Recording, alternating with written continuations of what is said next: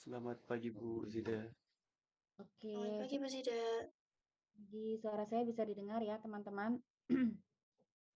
Bisa, Bu. Bisa, Bu. Baik, 2 minggu ini, hari ini dan minggu depan, kita akan mendiskusikan topik tentang perilaku ya, perilaku wisatawan begitu ya. Ada beberapa hal begitu yang menjadi topik bahasan. Yang pertama adalah tentang sikap dan perilaku wisatawan, kemudian bagaimana sih kita juga mencoba melihat bagaimana perilaku wisatawan across culture gitu ya, bahwa ada perbedaan gitu ya pada masing-masing budaya gitu ya. Jadi perilaku wisatawan itu dipengaruhi oleh budaya gitu ya, ada latar belakang budaya yang mempengaruhi. Dan kemudian juga kita akan mendiskusikan tentang perilaku wisatawan pasca pandemi. Jadi ada beberapa perubahan begitu ya, dari banyak studi tentang perilaku wisatawan pasca pandemi. Selain dari materi yang sudah saya share ke teman-teman di RPKPS atau di silabus, mungkin teman-teman punya akses ke Spada Ristek Dikti yang MOOC yang model di situ ada banyak sekali materi kuliah gitu ya dari berbagai universitas di Indonesia. Nah, salah satunya ada materi tentang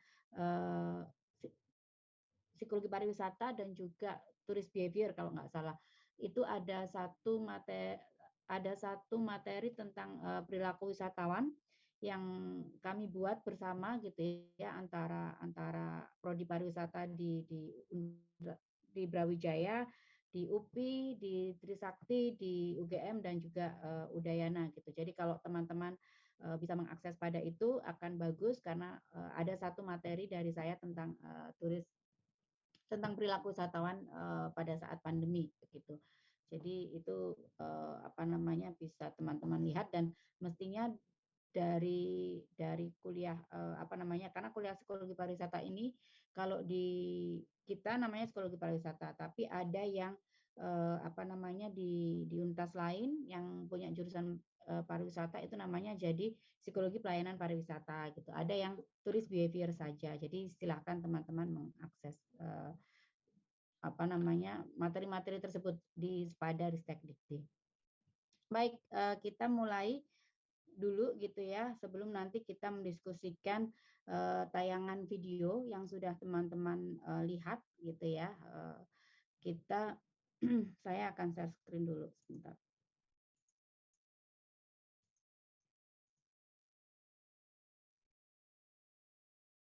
Oke, sudah terlihat ya. Sudah terlihat belum? Sudah, Bu. Ya, oke. Baik, ada yang tahu itu gambar apa atau di mana dari PPT saya itu? Di Jodipan, Jawa Timur, Malang Bu. Di Jodipan ya, Kampung Warna-Warni di Jodipan. Ada yang sudah pernah ke sana? Kebetulan saya dulu SMA-nya di Malang Bu, jadi sering SMA-nya. sana. Oke, ya itu karena terakhir waktu field trip ya, kuliah lapangan ya, itu saya menemani teman-teman angkatan 2018 ke Malang begitu ya. Jadi tidak ada alasan lain kenapa saya memilih foto tersebut gitu, hanya karena yang saya punya gitu. Oke, hari ini kita akan membahas tentang sikap dan perilaku wisatawan terhadap atau di destinasi. Kita mulai dari sikap dulu. Sikap itu apa? Nah, sikap ini adalah mungkin hal yang paling sering begitu ya diukur atau diinvestigasi dalam penelitian-penelitian psikologi. Jadi kalau teman-teman menerima katakanlah kuesioner gitu ya, diminta untuk mengisi kuesioner dengan berbagai pertanyaan. Ada yang kuesioner bentuknya jawaban iya dan tidak, ada kuesioner yang kemudian teman-teman memilih dari angka 1 sampai 5, mungkin ada kuesioner yang bentuknya sangat setuju sampai sangat tidak setuju gitu ya, sangat sering atau tidak pernah gitu ya, atau sangat sering atau ya tidak pernah sama sekali begitu ya, yang ada interval-intervalnya itu sebenarnya pengukuran terhadap sikap gitu ya. Mencoba untuk menilai sikap teman-teman gitu ya terhadap sesuatu. Nah, sikap itu definisi sederhananya merupakan rasa suka maupun tidak suka. Artinya itu adalah pilihan kita gitu ya, atau penilaian kita dan reaksi menyenangkan atau tidak menyenangkan terhadap bisa orang, objek, situasi termasuk ide abstrak dan kebijakan sosial. Jadi eh, apa pilihan kita, penilaian kita, reaksi kita gitu ya, baik yang positif atau negatif terhadap segala hal, bisa orang, objek, situasi atau bahkan ide-ide abstrak dan juga social policy gitu ya. Nah, ada beberapa faktor yang mempengaruhi pembentukan sikap seseorang, yaitu ada experience, pengalaman yang dia peroleh sepanjang hidupnya, kemudian ada aturan dan norma sosial, itu sangat mempengaruhi sikap kita gitu ya, karena ada teori conformity gitu ya, di mana orang itu cenderung pengen gitu ya merasa sama dengan kelompoknya gitu ya. Itu ada. Kemudian ada social dan operant conditioning, ini lebih kepada sesuatu yang mengendalikan perilaku kita. Jadi perilaku kita atau sikap kita itu dipengaruhi atau terbentuk dari eh, masyarakat gitu ya. Ketika masyarakat mengatakan A gitu ya, kita juga cenderung kemudian mengatakan A gitu, seperti itu. Kemudian hal lain yang mempengaruhi sikap adalah kita gitu ya melihat atau mengobservasi orang di sekeliling kita gitu ya. Ini yang atau lebih sering dikatakan sebagai role model gitu. Itu hal-hal yang mempengaruhi sikap. Sikap itu biasanya dapat diamati dan seringkali diekspresikan melalui pernyataan saya suka atau saya tidak suka, setuju atau tidak setuju gitu ya, yang tadi yang kuesioner yang saya ceritakan tadi. Nah, sikap ini merupakan gabungan dari komponen kognisi gitu ya, komponen kognitif, komponen berpikir, kemudian afeksi, afeksi itu apa namanya emosional gitu ya, hal-hal yang bersifat emosi, dan juga komponen dari perilaku. Nah, jadi lengkap begitu ya, seperti itu. Kemudian definisi sikap menurut Eiser itu ada banyak gitu ya. Yang pertama adalah sikap merupakan pengalaman subjektif. Jadi sikap itu bersifat subjektif atau berasal dari pengalaman subjektif. Sikap merupakan suatu pengalaman mengenai sesuatu, persoalan atau objek gitu ya.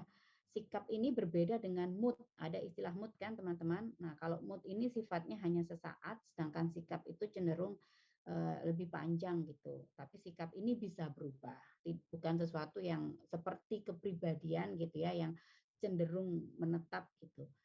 Kemudian sikap adalah pengalaman tentang suatu masalah atau objek dalam hal evaluatif. Jadi di situ tadi ada unsur penilaian ya. Sikap itu ada unsur penilaian, yaitu menilai sesuatu atau mengevaluasi sesuatu. Sikap juga melibatkan penilaian atau pertimbangan tentang nilai-nilai. Sikap bisa diungkapkan atau diekspresikan melalui bahasa, melalui tadi saya suka, saya tidak suka, saya setuju atau tidak setuju. Ungkapan sikap pada dasarnya dapat dipahami, jadi tidak sulit gitu ya memahami ungkapan sikap dari seseorang gitu ya. Kemudian sikap dikomunikasikan kepada orang lain atau biasanya sikap ini dikomunikasikan kepada orang lain. Sikap berbagai macam orang itu bisa sama atau tidak sama gitu ya. Makanya ada sikap individu, ada sikap kelompok gitu ya. Kemudian perbedaan sikap orang pada suatu objek akan menimbulkan perbedaan pendapat tentang apa yang benar dan salah tentang objek itu. Jadi ini kepanjangan dari persepsi gitu ya. Ketika orang mempersepsi sudah ada perbedaan, kemudian sesuatu yang dipersepsi secara terus-menerus gitu ya menimbulkan sikap, dan sikap pun itu beda gitu ya. Ada yang berbeda satu individu dengan individu yang lain. Maka ketika ada perbedaan sikap bisa menimbulkan perbedaan pendapat gitu ya tentang yang benar dan yang salah. Misalkan sikap kita atau sikap seseorang terhadap apa ya, terhadap apa ya, saya mencontohkan apa, yang akhir-akhir ini sedang sedang marak deh ya, misalkan tentang pornografi misalkan, atau sikap kita tentang apa namanya, konsep-konsep atau ide-ide yang lebih abstrak, demokrasi misalkan seperti itu ya. Ada yang tentunya berbeda-beda gitu ya, dan kemudian ada pendapat yang benar dan salah tentang tentang hal tersebut. Kemudian sikap diprediksi berkaitan dengan perilaku sosial. Nah, ini kemudian menimbulkan pertanyaan, apakah sikap akan secara langsung mengarah pada perilaku, gitu ya. Misalkan ketika orang memiliki sikap apa ya, mengatakan gitu ya, apakah apa mengatakan bahwa dia menolak gitu ya, menolak katakanlah apa ya, pornografi gitu ya. Apakah itu juga berarti atau menjadi jaminan bahwa dia menghindari semua perilaku yang berhubungan dengan pornografi, misalkan menonton video-video pornografi, kemudian juga apa ya, hal-hal yang lain lah. Nah, seperti itu. Ini masih menjadi banyak apa ya, kajian gitu ya. Apakah sikap itu akan secara otomatis atau secara langsung mengarah pada perilaku atau enggak gitu ya. Seperti itu. Kemudian perilaku gitu ya. Setelah tadi kita membicarakan tentang sikap, saat ini sekarang kita membahas tentang perilaku atau behavior. Perilaku ini merupakan manifestasi dari aktivitas atau kehidupan psikis. Jadi teman-teman di awal sudah paham ya bahwa sebenarnya perilaku sesederhana apapun, perilaku mengangkat telepon, perilaku mengambil pulpen, perilaku apa namanya berjalan dari satu tempat ke tempat lain, itu sebelumnya ada proses panjang yang mendahului gitu kan, melibatkan pusat susunan saraf, melibatkan indera gitu ya, melibatkan emosi dan sebagainya.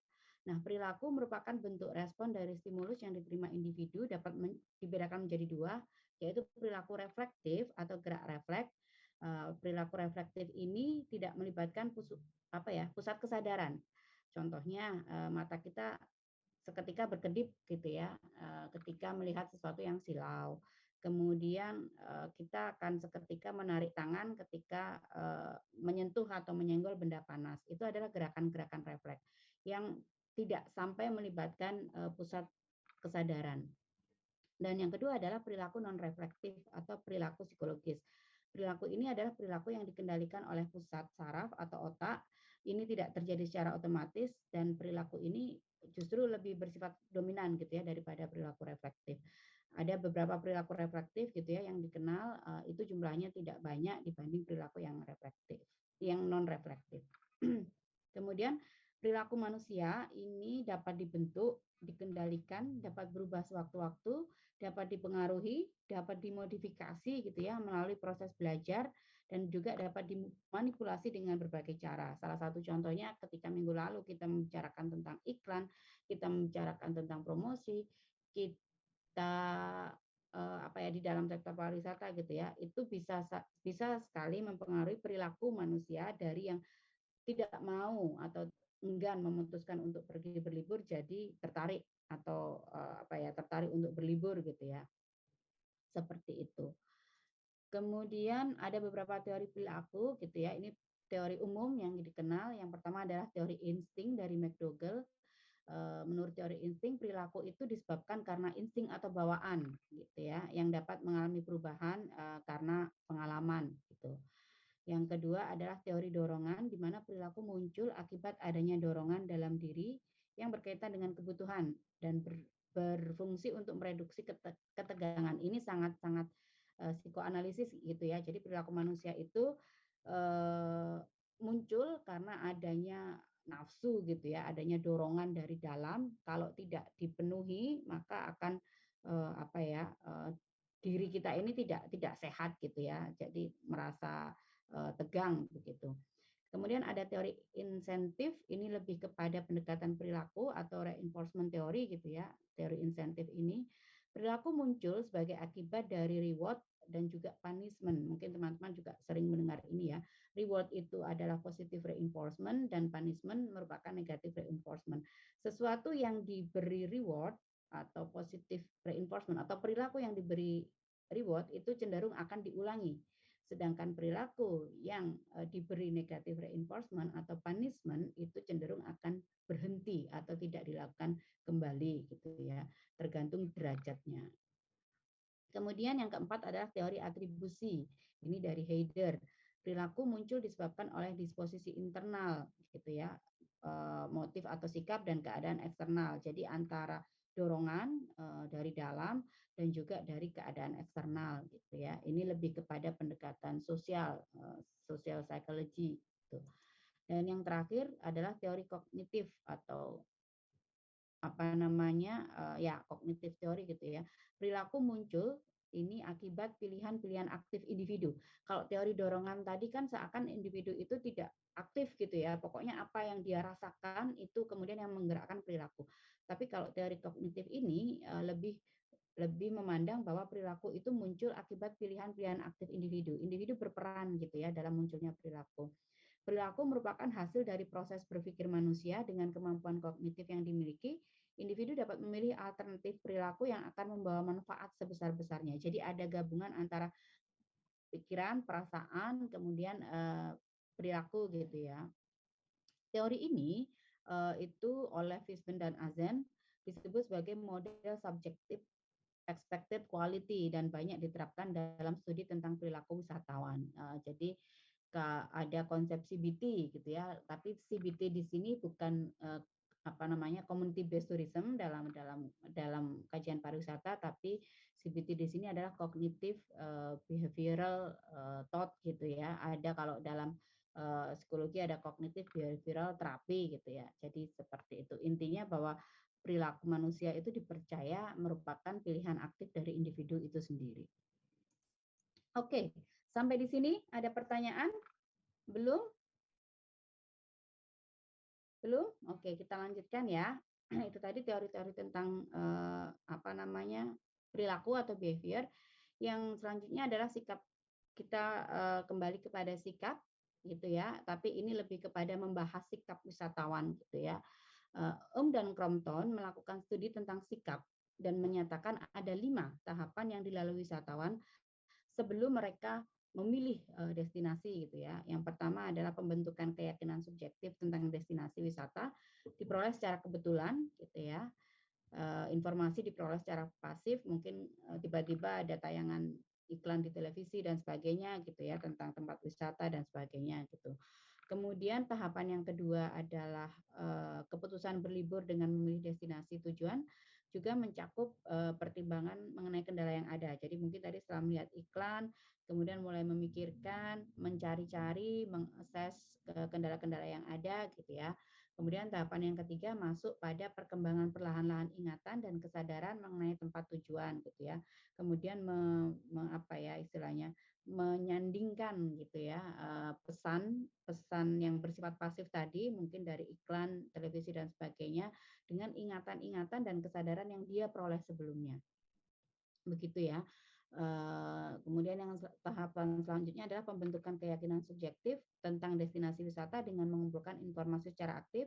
Jadi tadi yang pertama, tahapan pertama secara tidak sengaja melihat iklan, tahapan yang kedua mulai berpikir gitu ya tentang apa ya plus minus atau kendala, mulai melakukan assessment terhadap oh ada iklan tentang Thailand gitu ya. Kemudian mulai berpikir bahwa Thailand itu seperti apa sih? Aku pernah mendengar Thailand itu tempatnya bagus, banyak pantai dan sebagainya gitu ya. Kemudian tahapan yang ketiga ingatan dan apa perkembangan perlahan-lahan ingatan. Oh, aku ingat dulu pernah baca tentang apa namanya buku panduan wisata Thailand. Aku ingat dulu pernah ada temanku yang cerita tentang bagaimana menariknya destinasi di Thailand seperti itu. Nah, kemudian tahapan yang selanjutnya adalah pembentukan keyakinan subjektif tentang destinasi dengan mengumpulkan informasi secara aktif. Nah, ini langkahnya adalah dengan kemudian mencari gitu ya informasi secara aktif. Kalau yang pertama tadi kan pasif gitu ya, hanya menerima dari televisi dan sebagainya. Yang tahapan keempat ini sudah mulai mencari nih, udah mulai ngeklik website tentang Thailand misalkan, kemudian sudah cari-cari membandingkan harga tiket gitu ya dan sebagainya. Dan yang terakhir adalah memilih tempat tujuan wisata. Oke, aku sudah memutuskan untuk mau pergi berlibur ke Thailand. Jadi itu kira-kira gambaran tanggapannya. Yang selanjutnya ada beberapa studi tentang sikap gitu ya dalam pariwisata. Zimmer, Brill, dan Seal itu melakukan studi tentang orang dewasa tua yang berwisata dan menemukan beberapa faktor yang mempengaruhi. Pertama adalah penghasilan, kedua tingkat pendidikan, daerah tempat tinggal, kemauan gitu ya untuk membelanjakan uang untuk rekreasi dan juga kondisi kesehatan. Jadi ini adalah hal-hal yang mempengaruhi sikap orang dewasa untuk berwisata atau terhadap aktivitas wisata lah ya seperti itu. Kemudian Hughes menyatakan 3 hal penting yang harus dimiliki oleh ini kaitannya dengan pemandu ya, pemandu wisata agar wisatawan mendapatkan kepuasan gitu ya berwisata. Mereka harus memiliki sikap yang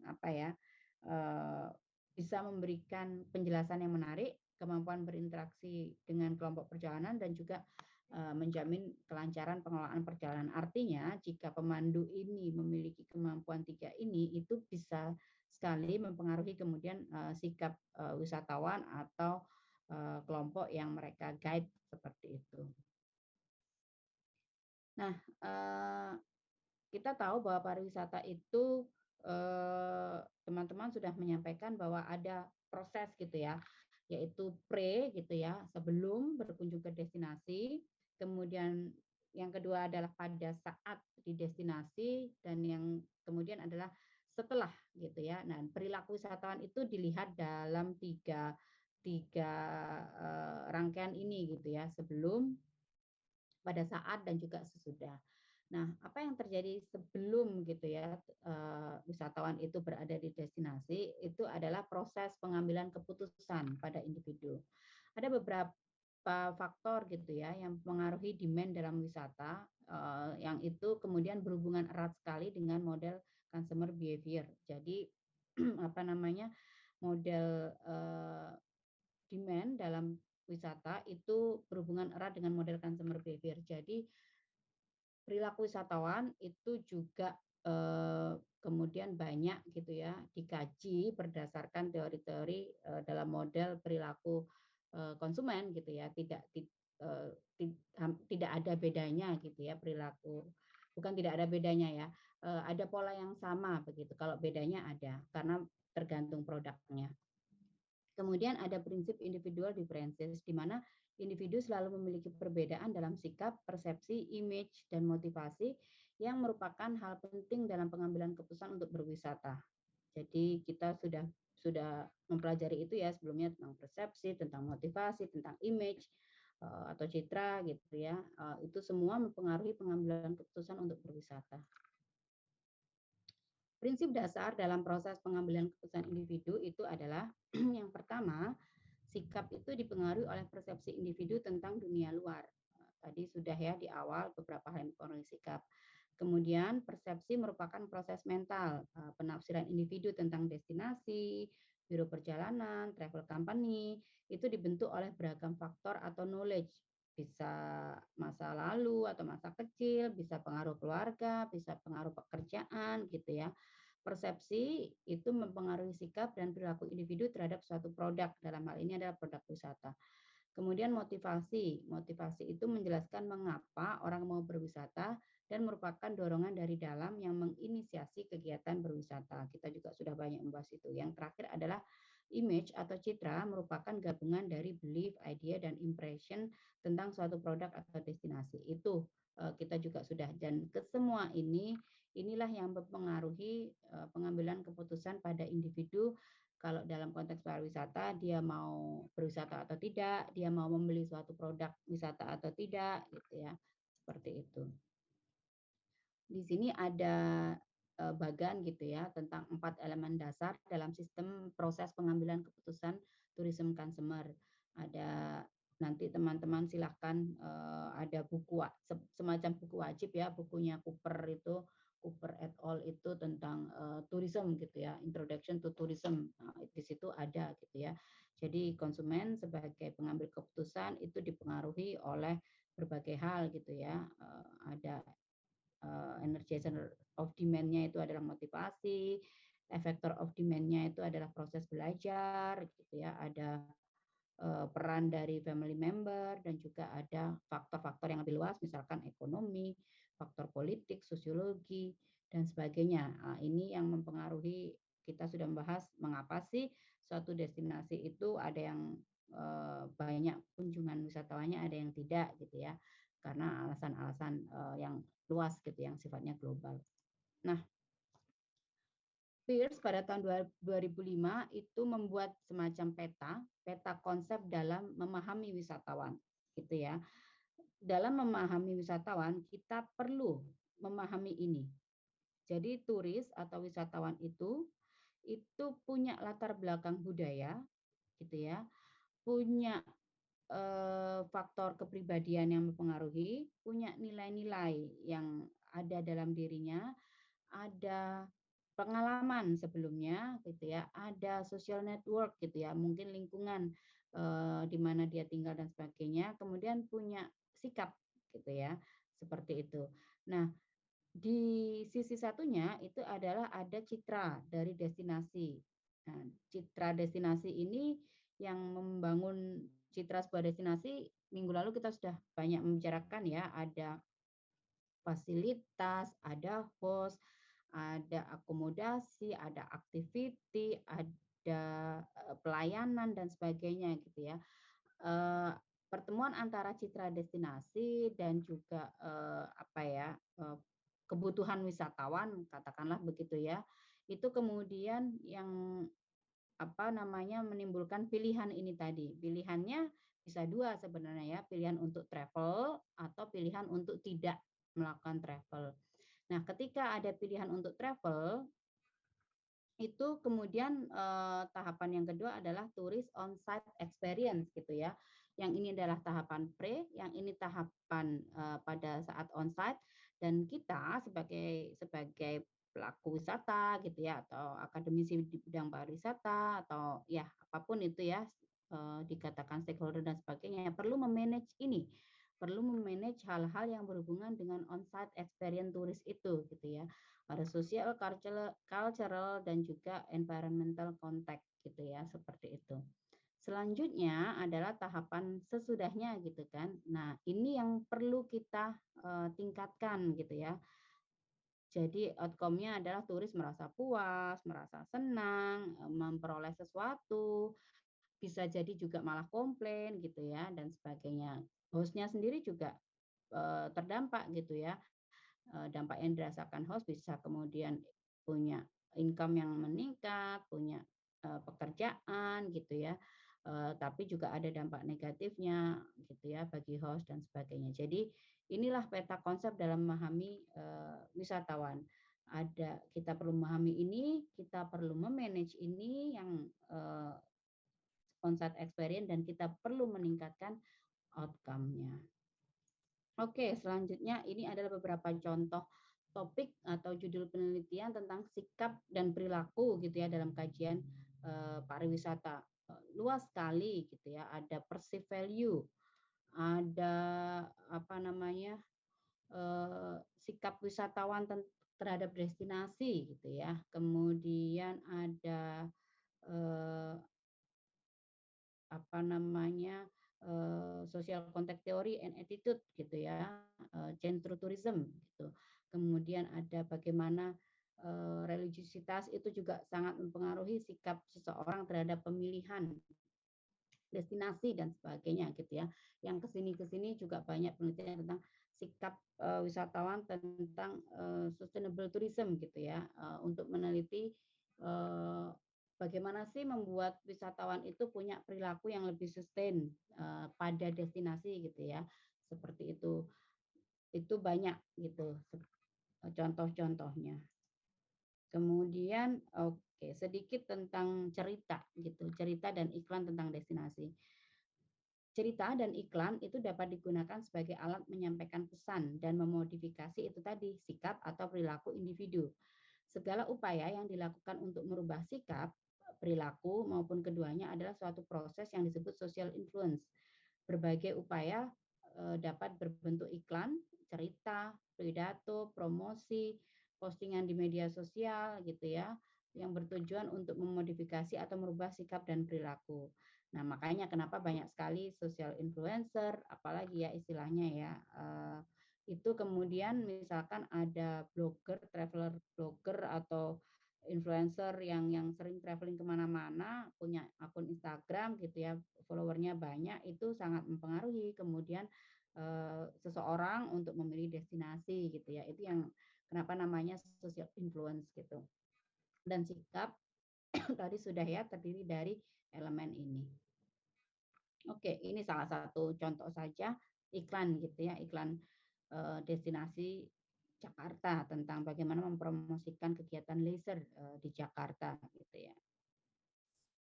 Kemudian pentingnya gitu ya cerita dan iklan, karena cerita dan iklan ini punya power dalam persuasi, dalam membujuk gitu ya, dalam merayu seseorang gitu ya, melalui cerita dan iklan. Banyak sekali kita juga mendengar berbagai cerita yang kemudian membuat orang itu merasa tertarik gitu ya, dan kemudian berbondong-bondong ke lokasi tersebut. Katakanlah dulu ada cerita tentang taman bunga di daerah mana, Kulon Progo gitu ya, ada cerita tentang KKN di Desa Penari, ada cerita apapun lah ya. Jadi sebenarnya cerita dan iklan itu punya kekuatan untuk membujuk gitu ya, membujuk orang. Makanya karena pentingnya cerita dan iklan itu sekarang banyak destinasi-destinasi yang menerapkan konsep salah satunya storynomic misalkan begitu ya. Nah, kemudian sebagian besar upaya untuk merubah sikap itu dilakukan dengan berbagai teknik komunikasi persuasif yang bisa berupa oral, atau verbal, bisa tulisan, video, film, dan sebagainya. Kalau dulu mungkin bentuk iklannya sederhana, tulisan gitu ya, semakin berkembang menjadi gambar berwarna gitu ya, kemudian berkembang lagi menjadi ada suaranya, kemudian menjadi video, menjadi film dokumenter, dan sebagainya gitu ya. Seperti itu. Nah, proses komunikasi dalam mempengaruhi atau merubah sikap bergantung pada dua hal, yaitu sederhana ya, bergantung pada siapa yang mengkomunikasikan dan juga bagaimana komunikasi itu sendiri. Dan karakteristik komunikator yang dipercaya itu adalah expert, kredibel, atraktif. Ini untuk oral verbal komunikasi ya. Nah, kemudian karakteristik komunikasi yang persuasif itu justru adalah yang make sense. Jadi ada mungkin iklan atau cerita dan sebagainya yang terlalu bombastis gitu ya, terlalu mengada-ada, itu juga tidak menarik gitu ya untuk orang gitu. Tetapi justru yang make sense prinsipnya adalah iklan itu logis tetapi dikemas gitu ya dalam suatu yang sangat menarik, itu biasanya eh, lebih atraktif. Oke, ini beberapa contoh tentang iklan begitu ya. Bagaimana suatu tempat itu sebenarnya bisa menjadi terkenal atau potensial untuk kemudian dikenal orang dengan cerita begitu. Ini bisa nggak ya diputar? Coba. Oh bisa nih.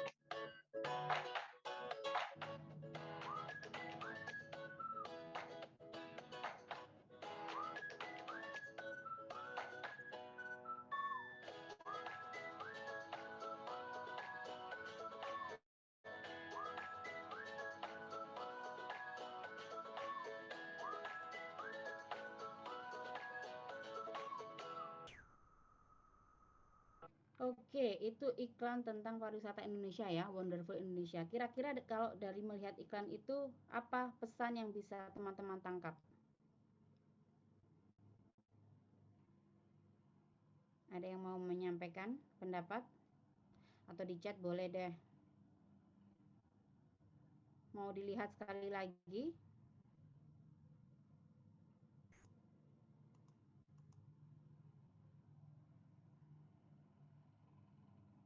Oke, ada yang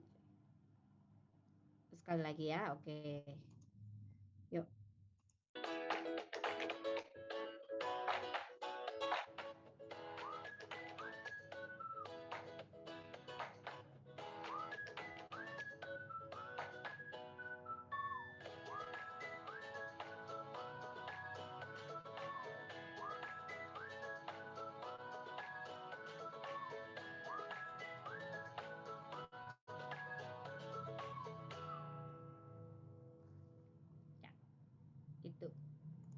pesan apa yang bisa ditangkap ketika orang gitu ya, apa calon wisatawan, calon customer gitu ya, calon consumer gitu melihat iklan tersebut, apa kemudian kesan yang ditangkap dari Indonesia gitu,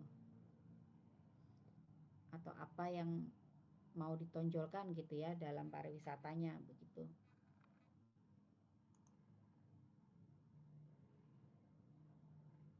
Silakan. Oke, udah ada di chat nih. Kayak akan kekayaan alam dan budaya gitu ya. Tadi mungkin representasinya adalah alamnya itu ada pantai, bisa berenang dengan apa tadi ikan-ikan, kemudian ada mantare yang gede banget itu tadi gitu ya. Seperti itu. Kemudian keindahan dan keragaman Indonesia tadi ada batik, orang membatik, kemudian ada apa lagi ya tadi? Oh ya, orang naik sepeda dengan pakaian Jawa gitu ya, tradisional Jawa gitu ya, mencirikan keragaman gitu ya. Kemudian apalagi bahwa Indonesia punya destinasi yang sangat indah gitu ya. Ada kuliner juga tadi ditampilkan, ada gudeg dan sebagainya.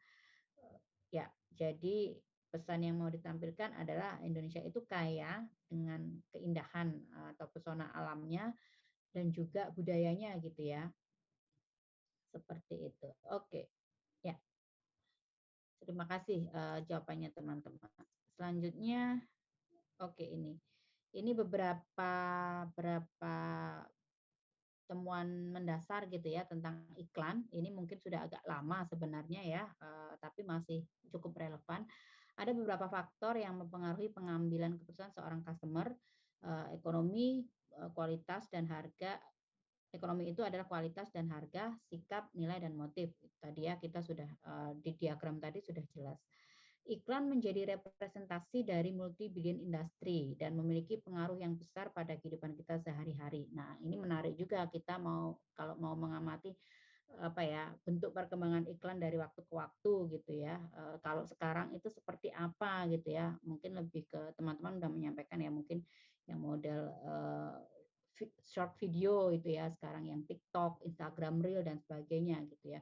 Tapi apapun itu bentuknya dulu iklan itu menjadi multi billion industry. Kalau sekarang kayaknya semuanya ya bisa kayak bikin iklan gitu. Kalau dulu mungkin harus ada perusahaan tertentu gitu ya yang menangani iklan. Tapi sekarang itu perusahaan itu bisa jadi mungkin lebih banyak meng-hire orang untuk membuat apa ya status-status media sosial gitu ya seperti itu.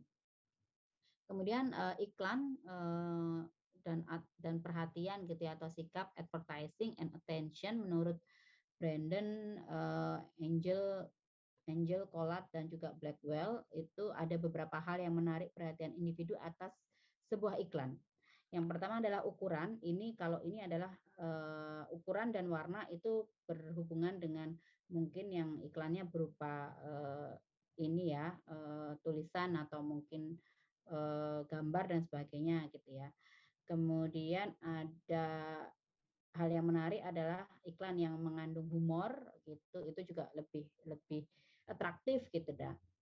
Dan yang terakhir adalah justru sexual content. Ini sad but true gitu ya. Iklan-iklan yang mengandung sexual content itu lebih atraktif gitu ya. Jadi ini beberapa temuan gitu ya dari Brandon dan kawan-kawan tentang iklan gitu ya. Jadi individu itu tertarik mungkin dengan iklan yang warnanya beragam, ukurannya mungkin entah itu besar-besar atau mungkin ukurannya ada yang kecil, ada yang besar dicampur jadi satu gitu ya. Kemudian ada konten-konten yang jokes dan sebagainya itu sangat menarik dan yang selanjutnya adalah seksual content gitu ya. Itu menarik ternyata hasil hasil risetnya.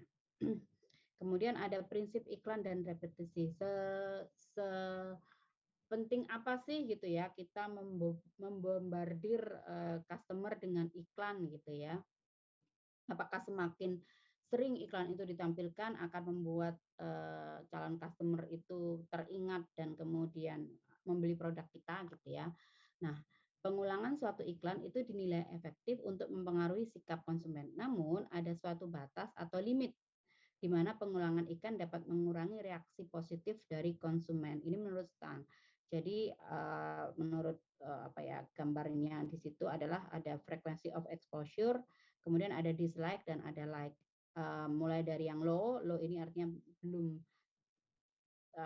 belum mengambil sikap atau belum tahu tentang iklan tersebut, kemudian dikasih iklan, at first liking increase with repeated exposure, iklan semakin diulang, semakin suka gitu ya, moderate, kemudian ada titik paling tinggi gitu ya. Dan kemudian ada titik menurun ketika iklan itu direpetisi berulang-ulang, itu justru bisa jadi akan mengurangi reaksi positif gitu, seperti itu. Oke, ini beberapa contoh iklan destinasi.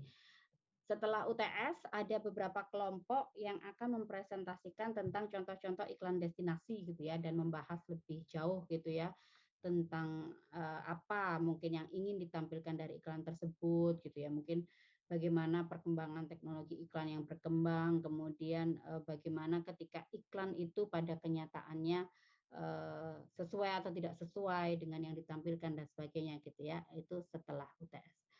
Oke, saya akhiri ini materi apa? Bentar.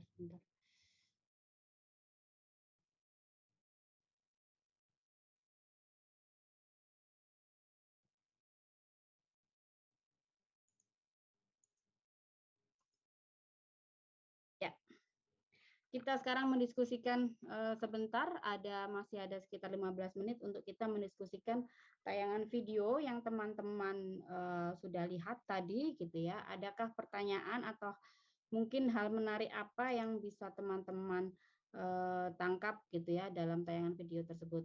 Mungkin pertanyaan kenapa kok yang di share sama Bu Zida kok Chinese turis gitu ya, bukan turis yang lain gitu. Itu bisa jadi menjadi pertanyaan teman-teman gitu ya. Silakan. Adakah teman-teman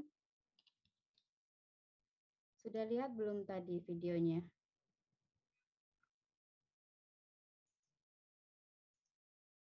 Oke. Manur, silakan. Baik, Bu Wida, terima kasih atas kesempatannya. Mungkin aku bukan bertanya sih, Bu, lebih ke apa ya, yang pernah aku lihat dari perilaku turis Cina, terutama di Indonesia gitu. Pas dulu itu, aku kan pernah ke Bali. Nah, pas ke Bali itu kebetulan di hotelnya emang isinya turis Cina semua gitu. Banyak banget turis Cina. Nah, kan kalau di video itu kan digambarkan kalau turis Cina tuh emang agak, apa ya, mungkin karena budayanya yang sangat berbeda gitu. Jadi, bagi hostnya itu kayak punya perilaku yang cukup buruk gitu lah ya. Terus banyak juga kayak keanehan yang dilakukan oleh turis Cina gitu. Kayak misalnya, terus juga apa ya, mungkin turis Cina tuh lebih ke apa, berwisata buat gengsi kali ya, daripada buat buat menerima value-nya gitu, value dari wisatanya.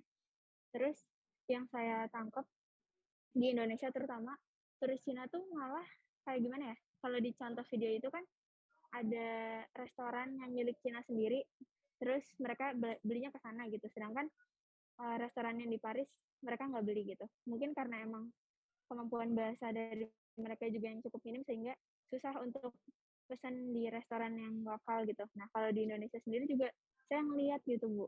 Kayak ya turis Cina tuh beli belanjanya ke tempat souvenir yang punya Cina, terus ke restoran yang punya Cina. Itu kan mungkin nyebabin kayak apa ya, kayak kebocoran ekonomi juga nggak sih, Bu? Kayak gitu. Nah, mungkin pertanyaannya juga kayak gimana cara mengatasi gitu, mengatasi hal-hal kayak gitu. Karena ya kalau kita lihat emang mungkin turis Cina tuh gede banget karena jumlah populasinya juga cukup besar. Tapi kalau misalnya dengan kuota sangat besar itu, terus dia juga menjadi turis kurang berkualitas ke destinasi, dan juga ternyata ekonomi yang dihasilkan sama mereka juga nggak diterima sama kita, terutama di Indonesia gitu. Kayaknya gitu aja nih. Terima kasih. Oke, terima kasih. Ada tanggapan untuk yang disampaikan Anur? Jadi kalau dari saya dulu, pertama, kenapa yang saya share adalah tentang Chinese tourist behavior gitu ya. Kok bukan yang lain gitu. Alasan praktisnya yang pertama adalah video yang tersedia atau yang banyak tersedia memang mostly tentang Chinese behavior gitu ya. Itu alasan praktisnya. Nah, alasan yang lainnya justru itu apa ya? Membuka wawasan gitu ya tentang tadi yang disampaikan Anur bahwa market wisata ini untuk internasional turis ya, tidak hanya di Indonesia tapi juga di seluruh dunia. Market wisatawan internasional terbesar itu sekarang itu banyak dari justru dari Asia gitu ya, baik orang Asia yang ke Eropa, ke Amerika ataupun orang Asia yang ke destinasi Asia sendiri gitu ya. Itu besar, marketnya besar, terutama dari Cina. Itu juga yang menjawab kenapa kalau teman-teman mencari jurnal penelitian itu banyak sekali yang membahas tentang turis Cina. Itu banyak sekali karena memang mereka menjadi salah satu market yang besar dan itu juga ada di dalam video dokumenter yang teman-teman lihat gitu ya. Jadi bahkan pelaku wisatanya di Paris sendiri itu mengakui gitu ya ada semacam bukan dilema ya, mereka melihat gitu ya, menotis beberapa perilaku gitu ya atau karakteristik wisatawan Cina gitu, tetapi di satu sisi mereka juga sangat menyadari bahwa mereka tur Cina itu punya kontribusi yang cukup besar gitu ya terhadap pariwisata di Paris itu sendiri. Oke, Tania, silakan. Oke. Gimana ya ngomongnya? Jadi kan tadi setelah dengar Anam ngomong kan, sebenarnya saya tadi tuh mau ngomong juga kalau misalnya semua yang menurut saya yang sebagai orang Cina gitu, tapi bukan orang asli Cina juga ya, karena saya nonton videonya tuh kayak merasa bahwa ini klarifikasi aja gitu kan, bahwa semua yang ditampilin di video itu nggak dilebih-lebihkan dan memang benar adanya turis Cina itu kelakuannya kayak gitu. Terus tadi kan Anwar bilang kalau orang Cina tuh rata-rata kayaknya mereka daripada wisata buat memang sekedar berlibur, mereka tuh lebih ke wisata gengsi gitu kan.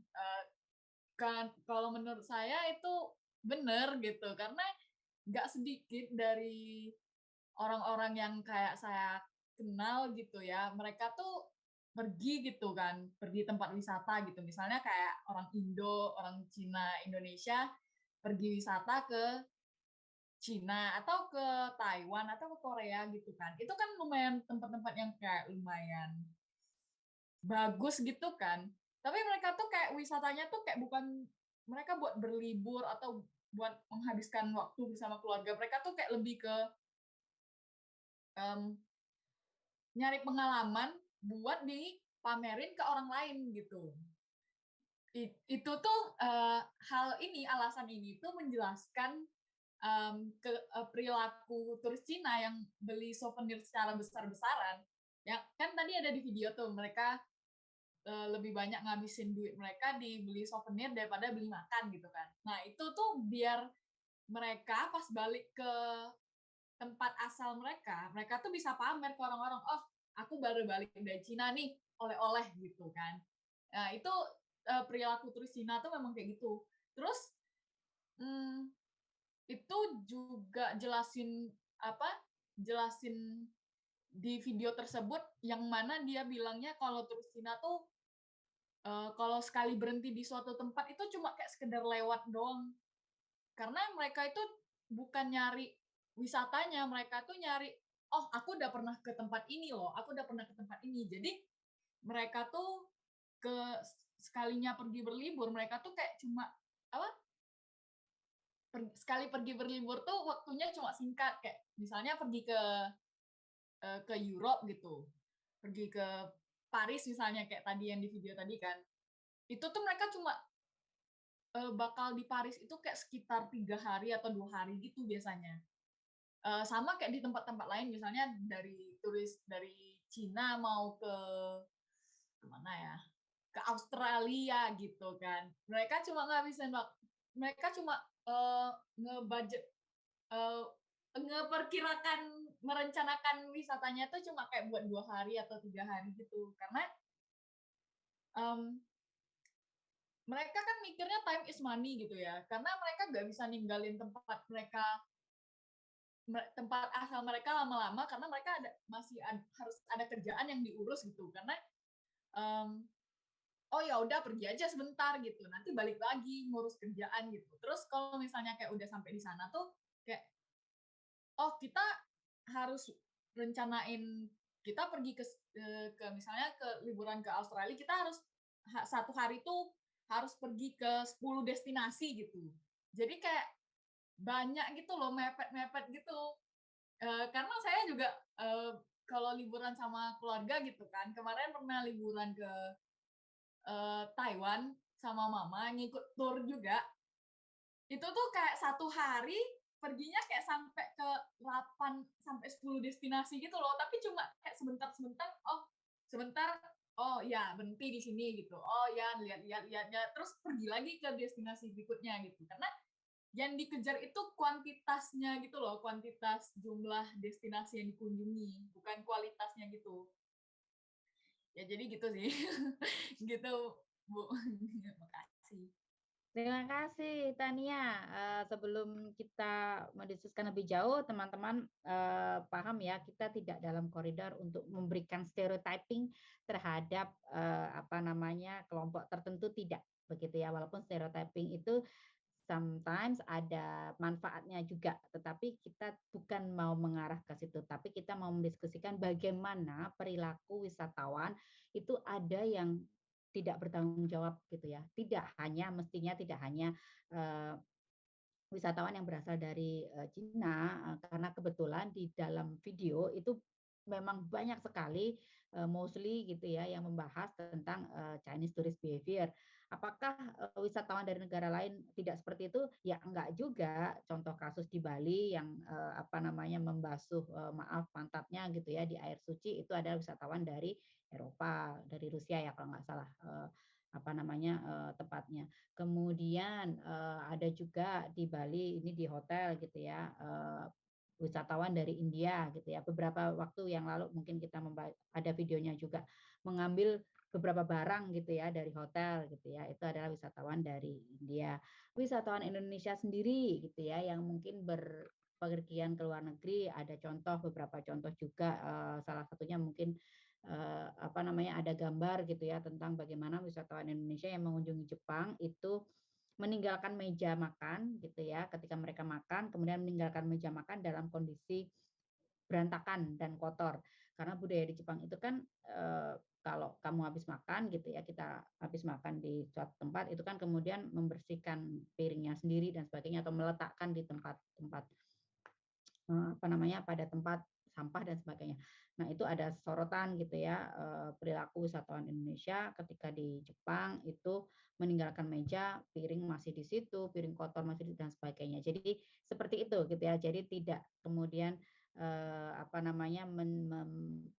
berujung pada menstereotipkan kelompok tertentu, tidak seperti itu. Tapi terima kasih tadi dari apa yang dijelaskan Tania gitu ya. Jadi Tania tidak merasa gimana-gimana kan, saya melihat video itu. Jadi sebenarnya tidak hanya Tania tapi untuk kita semua ya, agar tidak berujung pada itu. Terima kasih Tania menceritakan pengalamannya. Nah, yang disampaikan oleh Tania tadi itu adalah sebenarnya bentuk ini ya, dan juga dari tayangan wisatawan Cina itu karakteristiknya adalah berwisata dalam kelompok gitu ya. Tidak hanya di Eropa tapi mungkin juga di Asia dan berbagai destinasi lain secara berkelompok. Kemudian biasanya mereka berkumpul gitu ya, kemudian mengunjungi destinasi itu kuantitinya gitu ya. Karena mereka mungkin sudah dalam itinerary yang ketat gitu ya. Mungkin suatu hari harus tadi dikatakan Tania mungkin 10 destinasi gitu ya. Jadi cepat gitu ya. Ini sebenarnya kan bentuk-bentuk dari model mass tourism yang itu sangat marak praktiknya pada saat sebelum pandemi gitu ya, seperti itu kan. Yang video sebelumnya itu yang 2 menit itu kan membahas tentang apa sih dampak dari mass tourism gitu ya. Itu kalau teman-teman cari banyak sekali berbagai negara itu mengulas tentang mass tourism. Salah satunya di Venice gitu ya.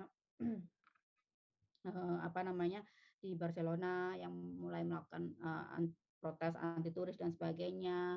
Di Thailand bagaimana praktik-praktik mass tourism itu mendestroy gitu ya destinasi itu banyak banyak sekali, dan itu sebenarnya tidak spesifik pada wisatawan Cina gitu ya, bahwa perilaku turis itu ada yang memang tidak responsibel gitu ya. Kebetulan karena market terbesar wisatawan saat ini adalah mungkin dari Cina, salah satunya karena ekonomi Cina yang tumbuh luar biasa gitu ya, menjadi mungkin saat ini tertinggi di dunia. Kira-kira seperti itu ya, agar teman-teman tidak memahaminya ini sangat racist atau berujung pada stereotyping, tidak seperti itu. Oke, terima kasih. Selanjutnya, adakah pendapat atau pertanyaan tentang perilaku wisatawan? Nah, mungkin pertanyaan selanjutnya adalah tentang bagaimana sih gitu ya kita bisa menerapkan teori perilaku gitu ya untuk mungkin mengubah atau memodifikasi wisatawan dari mungkin yang berperilaku responsibel menjadi lebih responsibel. Nah, itu kira-kira yang pertanyaannya. Silakan, adakah pendapat?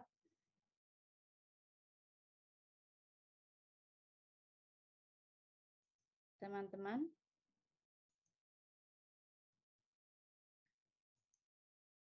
Belum? Oke.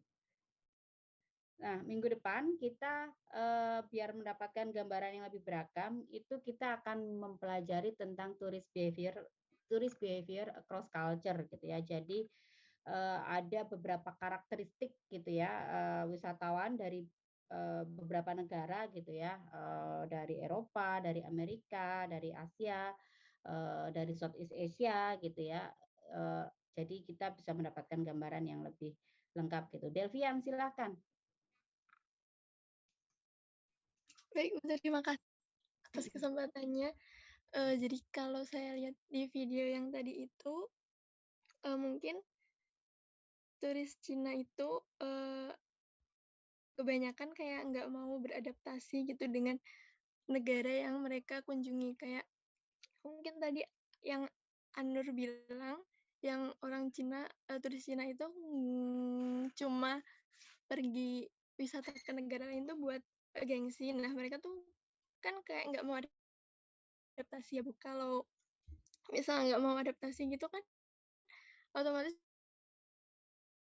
value aman dari mereka berlibur ke negara lain itu kayak misal mereka ke Paris tapi masih makan makanan Cina kayak itu kan masih mereka masih mencari atmosfer dari negara Cina itu sendiri.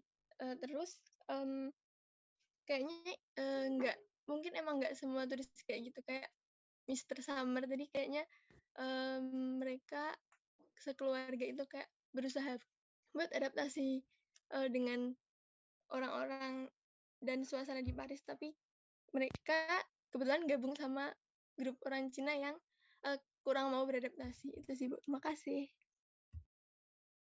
Terima kasih, Delvian. Satu hal yang harus teman-teman ingat, teman-teman pahami ya dalam prinsip-prinsip apa ya melihat gitu ya perilaku seseorang adalah banyak faktor yang mempengaruhi gitu ya. Salah satunya culture, salah satunya adalah nilai-nilai yang dia anut. Nilai itu banyak banget. Di kelas hospitalitas kita belajar tentang bagaimana nilai-nilai religiusitas itu mempengaruhi gitu ya praktik hospitalitas. Begitu pula juga nilai-nilai religiusitas pastinya mempengaruhi perilaku seseorang gitu ya. Jadi dan kalau kita pahami bahwa namanya budaya itu relatif gitu ya. Jadi tidak kemudian berujung pada mana yang benar, mana yang salah gitu ya. Tapi dengan memahami latar belakang budaya, harapannya kita bisa melakukan pendekatan, kita bisa melakukan apa ya perubahan gitu ya, memodifikasi perilaku seseorang melalui pendekatan budaya seperti itu. Banyak sekali model penelitian eksperimen gitu ya di dalam pariwisata yang apa namanya yang modelnya adalah pra dan post gitu ya, pre-test dan post-test gitu ya, yang bertujuan untuk mengubah perilaku seseorang dari yang irresponsible terhadap suatu destinasi menjadi responsible, termasuk di situ adalah misalkan perilaku buang sampah sembarangan, perilaku itu tadi ya banyak misalkan kemudian menyentuh gitu ya di dalam tayangan tadi mungkin ada ya atau di tayangan yang lainnya. Jadi sudah ada nih misalkan tulisan besar-besar do not touch gitu ya, misalkan mengunjungi museum, misalkan mengunjungi galeri, atau misalkan mengunjungi tempat-tempat hiburan tematik dan sebagainya. Di situ ada semacam mungkin karya seni atau instalasi yang sangat fragile yang tidak boleh disentuh gitu ya. Atau kalau nggak usah jauh-jauh, kita kayak di Keraton Jogja itu kan ada pameran, bukan pameran ya, ada misalkan tentang kereta kuda yang dipakai mungkin Sultan Hamengkubuwono keberapa, kemudian ada kain, ada barang-barang peninggalan lah bersejarah yang kemudian sudah ditulisin di situ besar-besar jangan pegang gitu kan, jangan menginjak atau apa. Tapi kita bisa menyaksikan gitu kan bahwa ada aja orang yang pegang, ada aja orang yang injak dan sebagainya, dan itu berlaku tidak hanya pada turis yang berasal dari daerah tertentu gitu ya, dari manapun gitu ya, ketika orang itu atau turis itu memang behavior-nya itu memang irresponsible ya dia akan akan akan melakukan perbuatan yang tidak tepat gitu ya. Ada satu teori menarik gitu ya yang dibahas gitu oleh beberapa peneliti di Australia bahwa perilaku habit atau kebiasaan manusia dalam kehidupan sehari-hari itu juga terbawa pada perilaku dia berwisata. Jadi seperti itu. Dan ini kemudian mereka mencoba untuk mengubah, memodifikasi perilaku wisatawan dari pendekatan teori habit itu tadi gitu ya. Jadi itu juga hasil-hasil penelitian sebelumnya kan ada juga gitu ya, bahwa sebenarnya tipikal perilaku wisatawan itu tidak jauh dari tipikal perilaku dia sehari-hari gitu ya. Bukan berarti kalau misalkan orang yang biasanya memang suka littering gitu ya, buang sampah sembarangan, ya dimanapun dia akan buang sampah sembarangan gitu kan. Kalau orang itu terbiasa menjaga kebersihan gitu ya, itu di manapun, bahkan di lokasi wisata ya dia juga akan terbiasa untuk menjaga kebersihan. Orang yang terbiasa untuk antri gitu ya, dimanapun, di supermarket atau dimanapun lah ya, itu kemudian di tempat-tempat wisata dia juga akan mengikuti habitnya itu, dia terbiasa antri, begitu pula sebaliknya. Nah, itu seperti itu teorinya. Jadi ada teori habit, di mana habit itu memang relevan gitu ya, atau berpengaruh terhadap perilaku wisatawan di destinasi. Seperti itu. Ada lagi teman-teman tanggapan atau pertanyaan atau apapun? Ada yang pernah melihat gitu ya secara langsung perilaku wisatawan yang tidak bertanggung jawab? Sebenarnya kita sering sekali ya pasti ya, dan mungkin kita juga bisa merefleksikan ke diri kita sendiri gitu ya. Kita kan juga sebagai wisatawan, at least kita pernah bepergian atau mengunjungi tempat wisata dan sebagainya gitu ya. Apakah kita pernah gitu ya melakukan perbuatan-perbuatan atau perilaku gitu ya yang kurang bertanggung jawab atau tidak bertanggung jawab di destinasi gitu ya, seperti itu tadi, misalkan tidak boleh menginjak rumput gitu ya, kemudian menginjak, tidak boleh memegang benda cagar budaya, kemudian kita pegang-pegang seperti itu ya. Jadi itu kira-kira. Silakan. Masih adakah?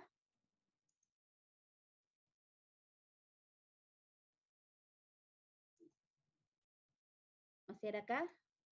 Nah, terakhir kemarin saya ini sharing aja, saya baru membaca sebuah artikel tentang bagaimana teknologi ke depan itu sangat bisa memodifikasi perilaku manusia dan penerapannya itu dalam berbagai hal. Kalau dari artikel yang saya baca itu relevansinya atau apa ya, dia mencontohkan dari kondisi pandemi gitu ya, bagaimana pandemi itu kan merubah perilaku manusia gitu ya, dan itu ditingkatkan gitu ya dengan teknologi gitu ya, seperti kita kemarin terbiasa kemudian memakai masker, jaga jarak dan sebagainya gitu ya. Dan ke depan teknologi itu bisa memodifikasi atau merubah perilaku manusia. Jadi sebenarnya ya apa ya, manusia itu dibilang purely free willing juga enggak juga gitu ya, karena ternyata banyak faktor eksternal yang mempengaruhi. Nah, ini kemudian yang coba diterapkan di tempat-tempat wisata gitu ya. Apakah kemudian dengan memberikan sign besar-besar itu cukup gitu ya? Kalau tidak cukup, kenapa gitu ya? Mencari tahu kenapa, modifikasi apa namanya, padahal sudah dikasih tanda besar-besar, jangan coret-coret, jangan apa namanya, pegang, tapi kenapa masih ada perilaku tersebut. Nah, salah satu yang dianggap bisa mengatasi hal tersebut adalah dengan penggunaan teknologi gitu ya, entah apa bentuknya gitu ya. Mungkin ke depan ada semacam robot penjaga gitu ya, yang ada sensornya ketika mungkin manusia apa wisatawan itu sudah ada tulisan do not touch tapi mau menggerakkan tangannya, kemudian ada efek apa. Nah, itu seperti itu. Jadi ya itu menarik sebenarnya ya, bahasan tentang bagaimana pemanfaatan teknologi di dalam pariwisata gitu. Bagi teman-teman yang tertarik bisa banyak ya mempelajari tentang itu mungkin di mata kuliah pariwisata era digital dan sebagainya gitu ya. Itu saja kira-kira, saya cuma sharing apa yang kemarin saya baca tentang kemampuan teknologi untuk mempengaruhi atau memodifikasi perilaku manusia. Oke, teman-teman, kalau tidak ada yang perlu didiskusikan atau ditanyakan, kita lanjutkan materi tentang tourist behavior minggu depan ya. Kita akan mempelajari tentang tourist behavior across culture dan juga perilaku wisatawan saat dan pasca pandemi. Ada tren-tren apa saja yang berubah gitu ya. Itu silakan teman-teman cari bahan-bahannya untuk kita diskusikan minggu depan, dan juga ada materi yang sudah saya bagikan di RPKPS untuk teman-teman baca. Begitu, terima kasih sharingnya teman-teman. Selamat siang semuanya. Selamat melanjutkan aktivitas. Kita ketemu lagi minggu depan ya. Terima kasih semuanya. Terima kasih Bu. Terima kasih banyak Bu Zida. Sehat selalu, Bu.